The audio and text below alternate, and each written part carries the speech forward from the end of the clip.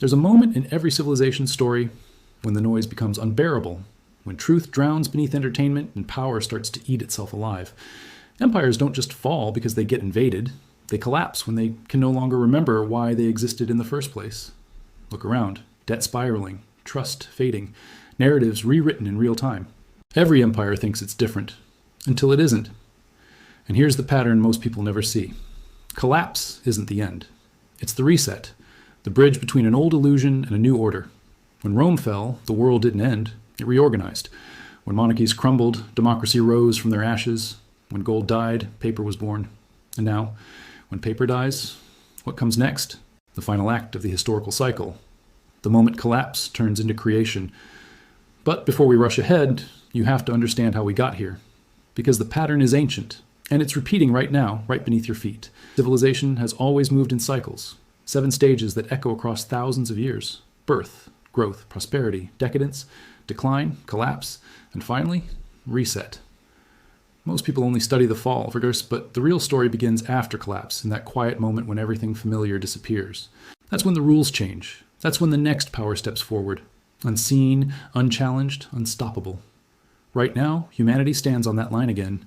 The systems that carried the last century, the dollar, global trade, political institutions, media, and trust, are all showing the same symptoms of late-stage empires: moral decay, institutional rot, and economic exhaustion. It's not random. It's the rhythm of history, and the rhythm is hitting its final note. In this episode, we'll travel through time, from the ruins of Rome to the rise of America, from gold-backed empires to algorithmic money, from the illusion of control to the rebirth that chaos always brings.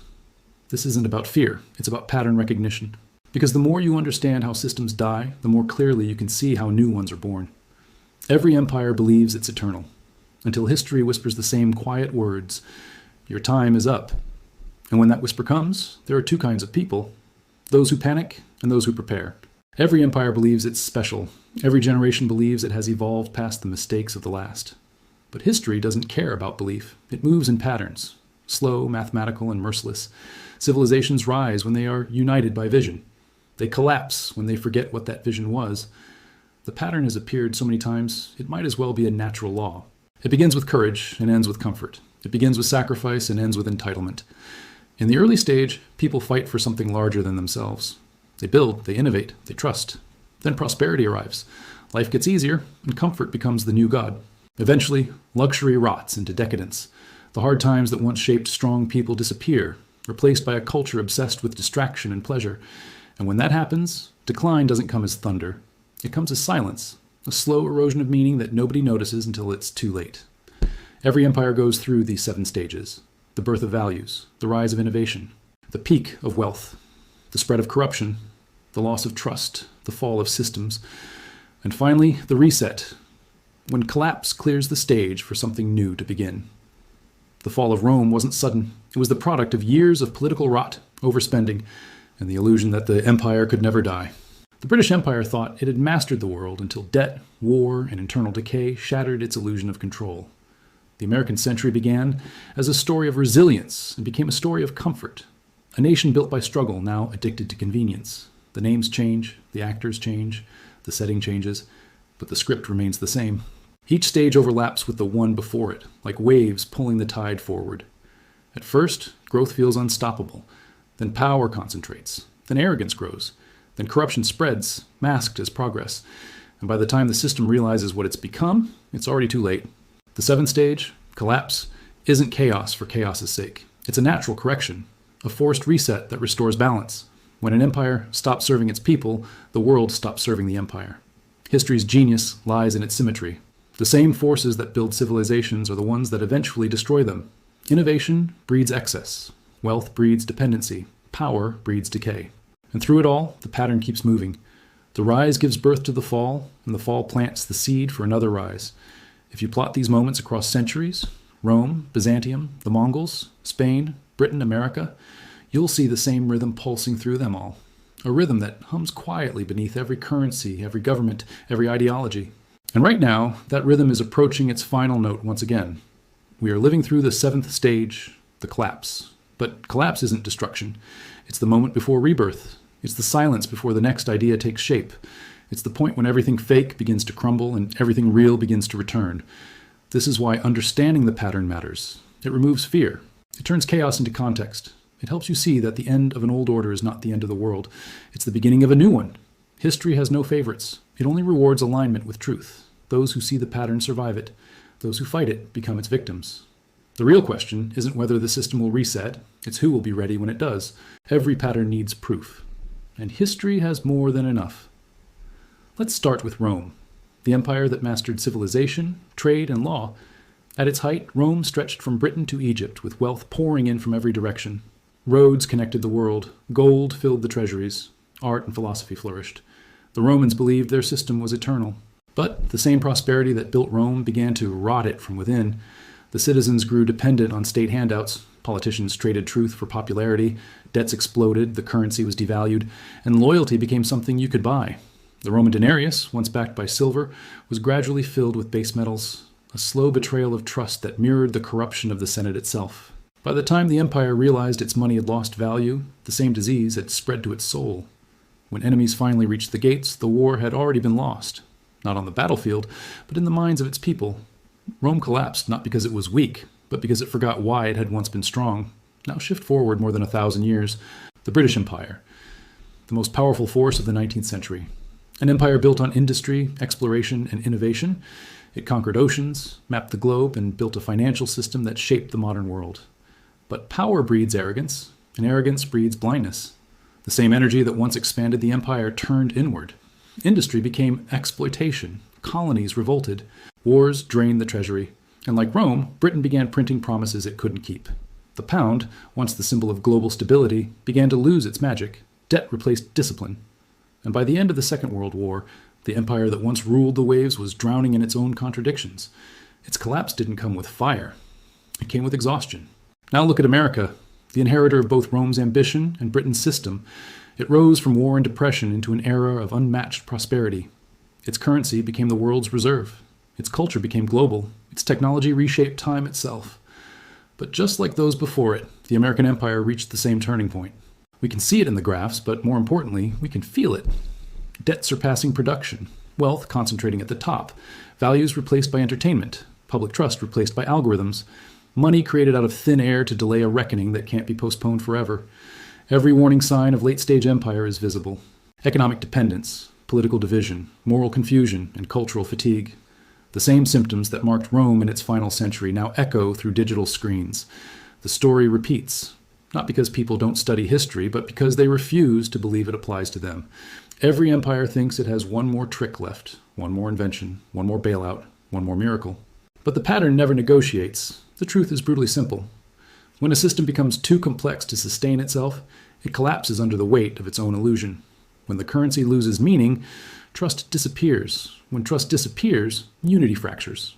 And when unity fractures, history moves on. But collapse, again, isn't just death. It is the clearing of the field, the removal of the old growth that no longer serves life. After Rome came the Renaissance. After Britain came the age of America. And after America, something new is waiting to be born. Every fall, no matter how painful, is the soil for the next rise. That is the proof written into history's rhythm, that destruction is never the end, it's transformation disguised as loss. Look around carefully and you'll see the pattern staring back.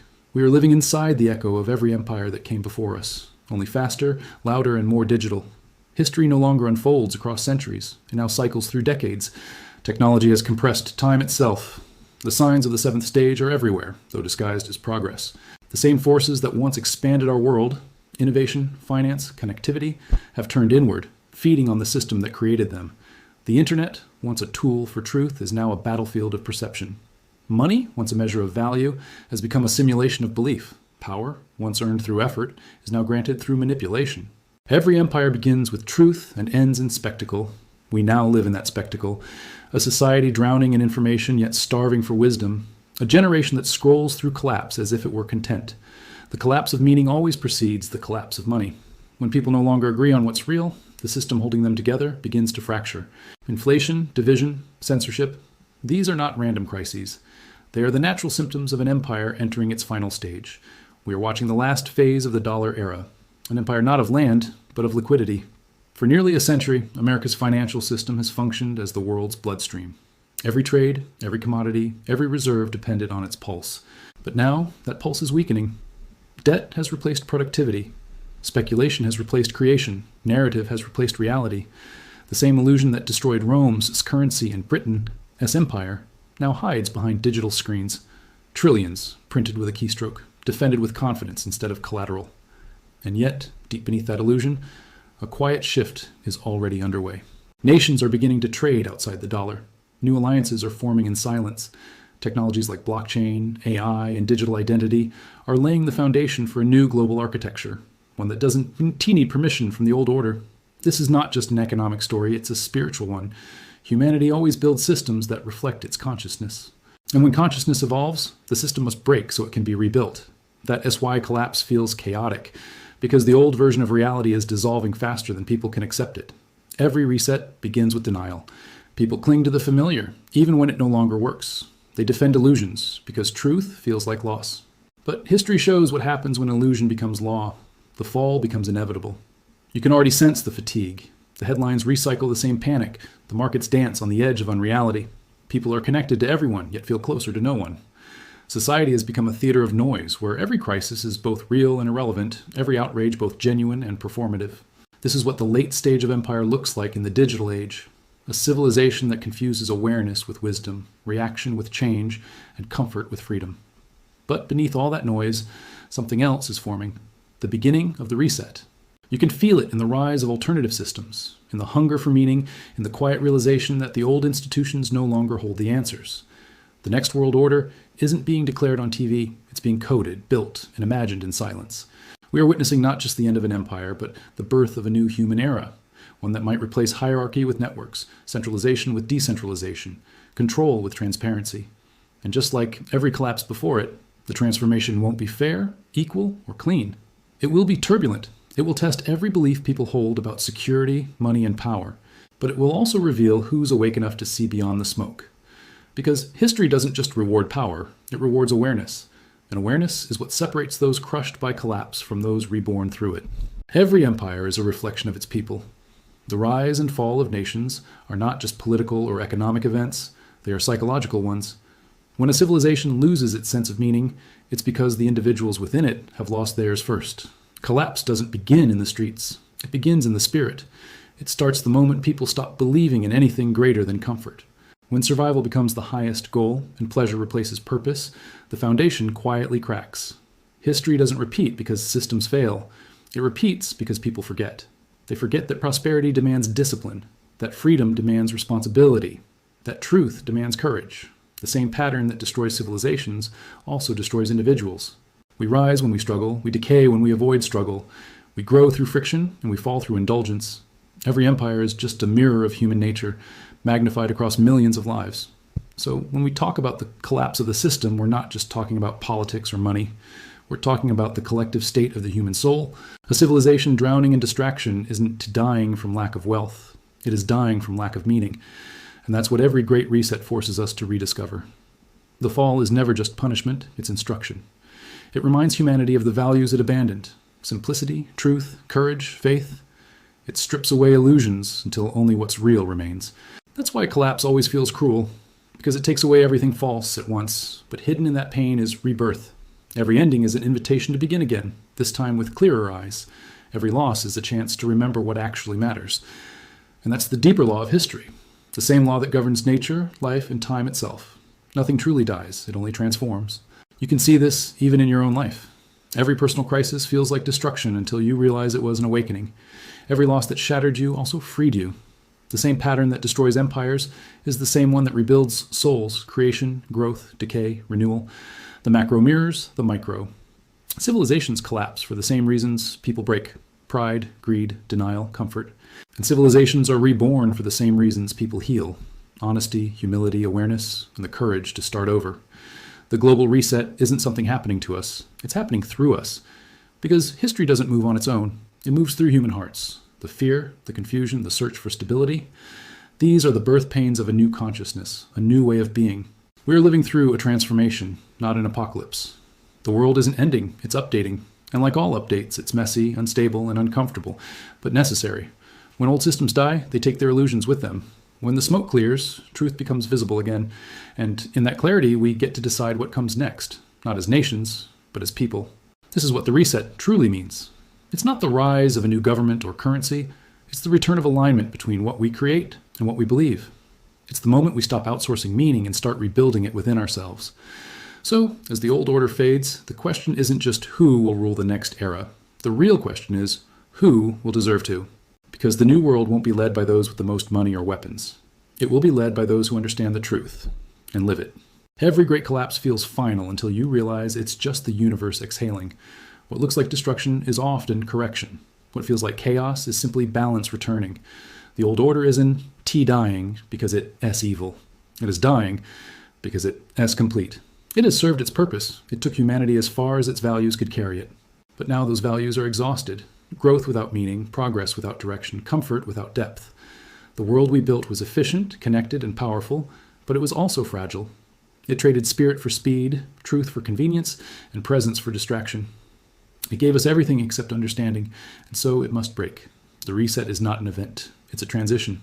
It begins quietly, in the spaces where the old systems stop working and something new starts to whisper beneath the noise, in small communities that value trust over status, in technologies that prioritize transparency over control, in individuals who choose awareness over comfort. The next order will not emerge from governments or corporations. It will rise from the edges, from the thinkers, builders, and dreamers who can see beyond collapse. They will be the ones who understand that history doesn't favor those who panic, but those who adapt. They will create systems that are smaller, smarter, and rooted in truth instead of illusion. Every reset rewrites the story of power. Gold gave birth to paper. Paper gave birth to code.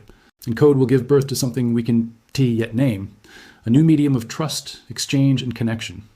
That's how the world begins again, not through conquest, but through evolution. But the reset is also personal, because you can't rebuild a broken world with broken people. Before any civilization rises, individuals must remember who they are. They must rediscover discipline, integrity, and meaning, not as slogans, but as ways of life. When people change, systems follow. When consciousness shifts, history moves. That's why the collapse isn't just external. It's happening inside every one of us. The lies we believed, the distractions we worshipped, the illusions we trusted, they're all dissolving. And in that silence, something ancient stirs again, the human capacity to begin. The fall of an empire is only tragic if you believe the empire was the point. But it never was. The point was evolution, the endless process of life refining itself through experience. And if history has taught us anything, it's that the end is never truly the end. After every darkness, there is reorganization. After every collapse, renewal. After every death, rebirth. We are witnessing the bridge between eras, a moment when everything seems to be falling apart, but in truth, everything false is being removed. The next stage won't be defined by nations or currencies. It will be defined by consciousness, by what humanity chooses to value next. So as the old world cracks and the noise grows louder, don't mistake decay for defeat. This is what transformation looks like from the inside. It's messy, it's painful, it's necessary. And one day, when the dust settles, people will look back on this time not as the end of civilization, but as the beginning of its next chapter.